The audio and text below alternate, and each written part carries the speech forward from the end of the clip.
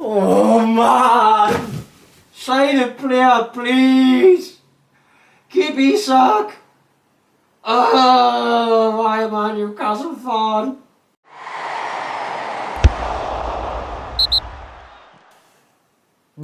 Sorry about that. That was a bit of a meltdown. But I'm pretty certain you're all feeling the same. What is going on? What's happening? We just win the Carabao Cup and then this is the transfer window we've got, man.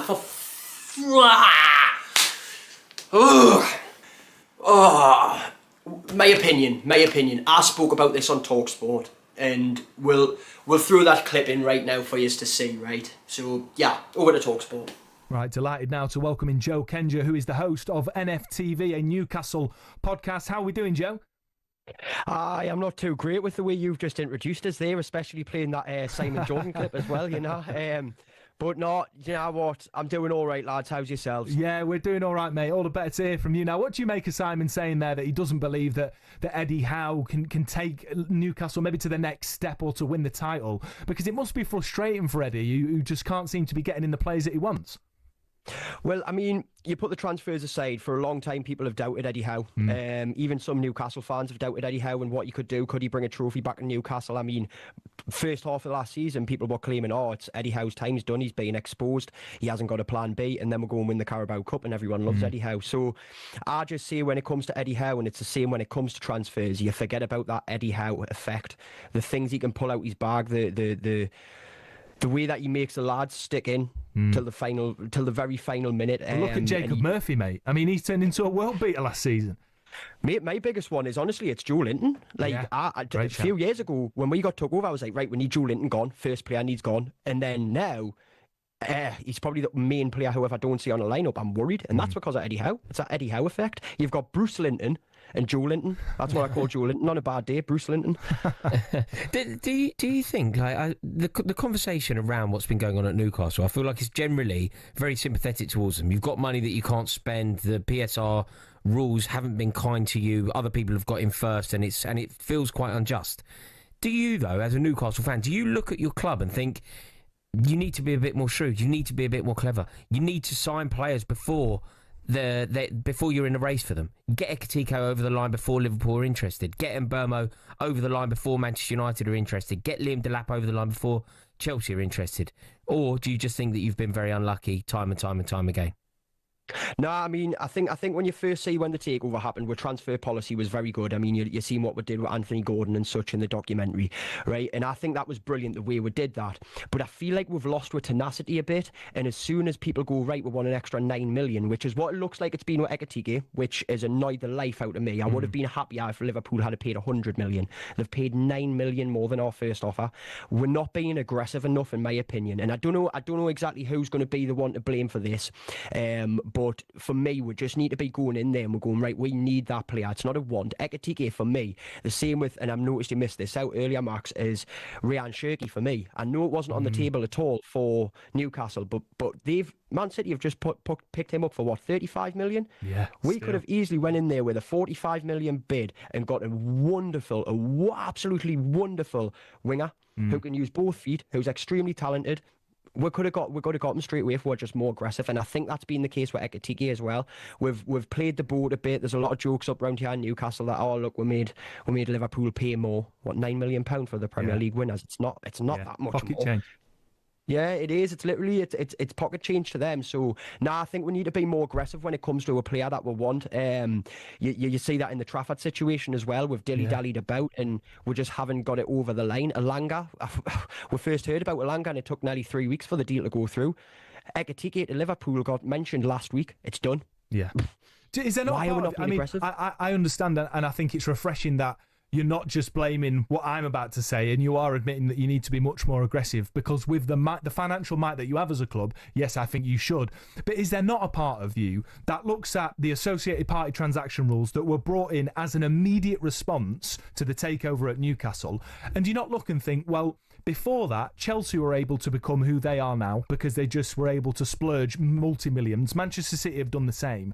Do you not feel now that it's a bit of a closed shop at the top and your ambition isn't allowed because of the financial regulations in place?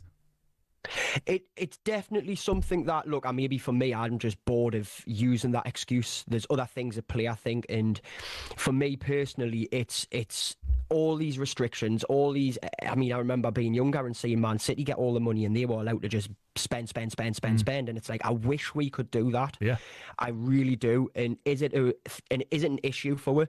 Well, apparently the past couple of seasons it was, but apparently this season it's our first season where we're in the green.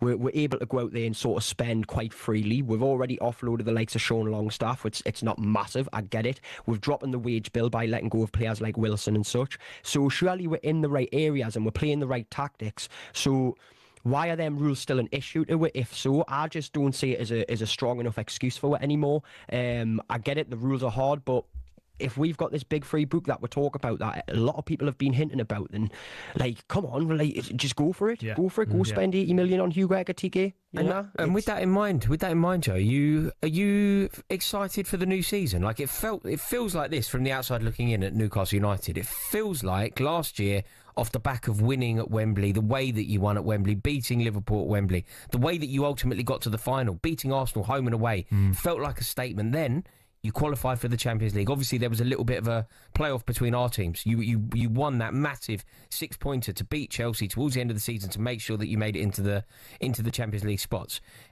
Ever since then, ever since almost that day, it feels like the momentum has slowed a touch. It feels like it's losing pace. You know, there's constantly links with players that aren't working out. There's talk of your best player, and I believe the Premier League's best centre forward, leaving.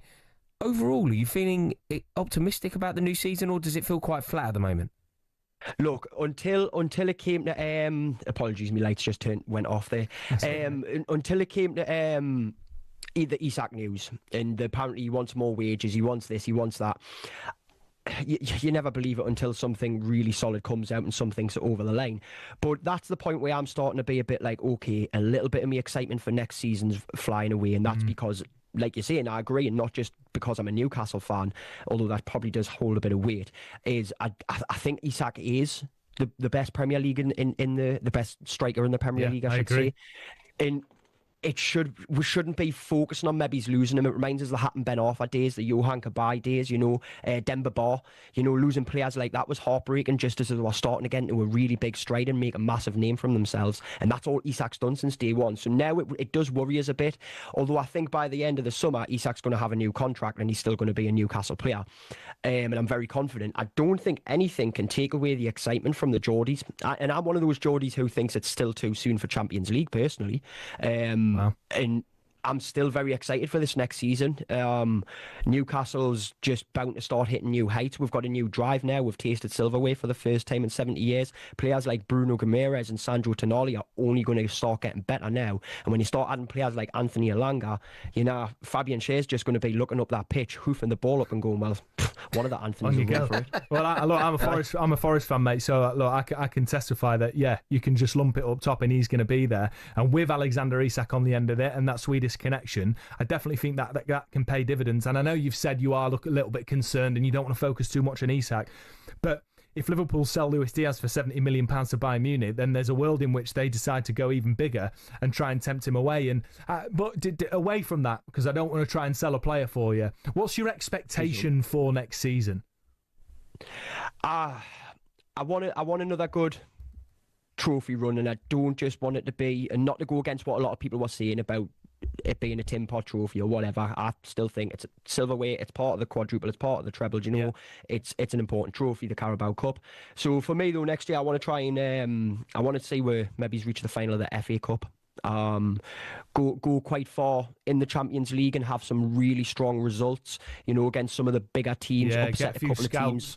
Yeah, like that would be an enjoyable season for me, and finishing where we are making the top flight of Liverpool, Man City really worry about their title chase, to make them push on a bit more. I want to be a threat to the title. I don't think we'll win it, and I'm not expecting to win it next season, not at all, but I think we'll be a threat, and we should be a threat to the title. So I want to be a threat to the title, I want to make an impact in the Champions League, and I want to try and make it to the FA Cup final. And if you can tie back-to-back Carabao Cup wins in with that as well Well, I'll tell you something. Round at the back end of the season, don't talk to me because it'll be alcohol every day. Joe, but no, it's long. Strong showing. Strong showing. Look, I'll say, I hope for the sake of the Premier League that what happens is right, but do look after yourself if that is the case, mate, because we want to get you back on the show another time. Absolute pleasure to have you on, mate. Good man. No problem. Good man. Yeah, brilliant stuff. Joe Kenja, host of the NFTV. Spend the fucking money!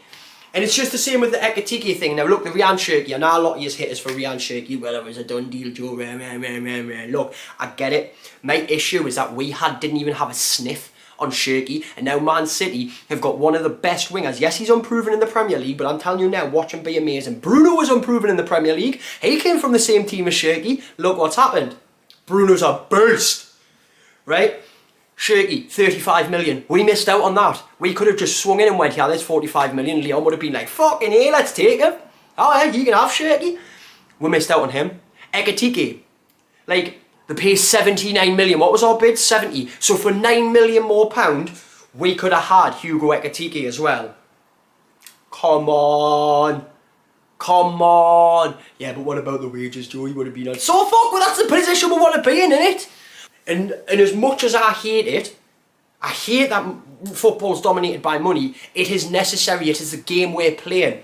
So no, personally for me, we need to do everything in our power to keep players like Isak, Are you telling me that next summer Tonali comes out and goes, right, I want my wages bumped up, everyone's going to go, well, the club's bigger than him, so bye Tonali, like fuck. Look, ladies and gents, make sure you tell us your opinions on this. If you're just going to slate us again, please do it. You know, I love a bit of banter with you, all that's class.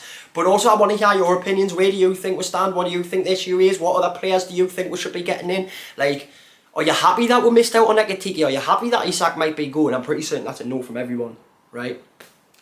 Let us know. And don't just keep it as this stuff like, oh, well, the club's bigger than him, let him go. Get with here, will you? We need to be retaining these players. It reminded me straight away of the Cashley days, seeing Hatton Ben Arthur, Johan Kabay, Demba Ba, things like that going. And we should have been keeping them. All because of wages. Things were different then, we didn't have the money. Now we do. Push on, Newcastle, let's go. Look, I'm not disheartened for the season, not at all. I still think it's going to be a good season. I think by the end of the summer window, Isak stays and he's got a higher contract, and then he might end up going next summer, hopefully outside of the Premier League, but we shall see. But yes, please let me know your thoughts and opinions, and if you haven't already, hit the like, hit the subscribe, and give it a share and be like, yeah, this bloody toothless bong-eyed git's going on a rampage again, go laugh at him. Or be like, yeah, this toothless bong-eyed git's finally right about something, go agree with him. I don't care which, all I know is that's my opinion. Ladies and gentlemen, thank you very much for watching, thank you very much for tuning in. Lay's over in Singapore, lazy git. Till next time. Alexander Isak.